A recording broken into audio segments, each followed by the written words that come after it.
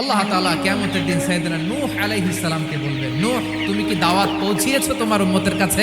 নূহ আলাইহিস সালাম বলবেন, হ্যাঁ আমি পৌঁছিয়েছি। এবার নূহের উম্মতকে আল্লাহ জিজ্ঞেস করবেন, এই নূহের উম্মতেরা, তোমাদের নবী নূহ কি দাওয়াত পৌঁছিয়েছে? নূহের উম্মত বলবে, না আল্লাহ, আমাদের কাছে কোনো সতর্ককারী আসে নাই, কোনো নবী টবি আসে নাই, কোনো দাওয়াতও আমরা পাই নাই, আপনারাও চিনি নাই, জান্নাতও চিনি নাই, জাহান্নামও চিনি নাই। নূহ আলাইহিস সালাম বিপদে পড়ে যাবেন। তখন আল্লাহ বলবেন, নূহ তুমি বললা পৌঁছিয়েছো, তোমার উম্মত বলে কিছু পায় নাই।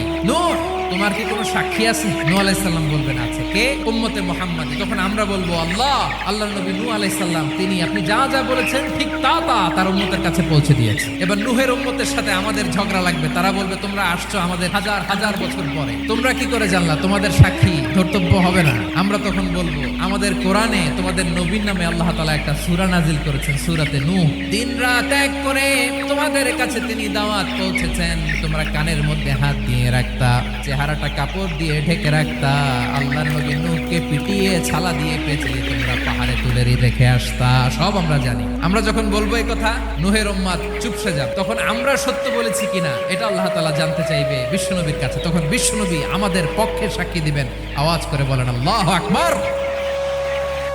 এজন্য আল্লাহ বলেন, নবী আপনি হচ্ছেন সাক্ষ্যদাতা, সব নবীদের উপর আপনি হবেন সাক্ষী, আবার আপনার উম্মতের সাক্ষীর উপর আপনি হবেন সাক্ষী। তার মানে নবী গো, কিয়ামতের কঠিন ময়দানে আপনি হবেন রাজ সাক্ষী।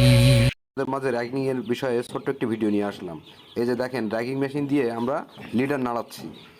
এই দেখেন, জাস্ট এ মাথা থেকে ও মাথা চালাই গেলেই হবে। এই দেখেন, একদম হাতে নাতে দেখেন।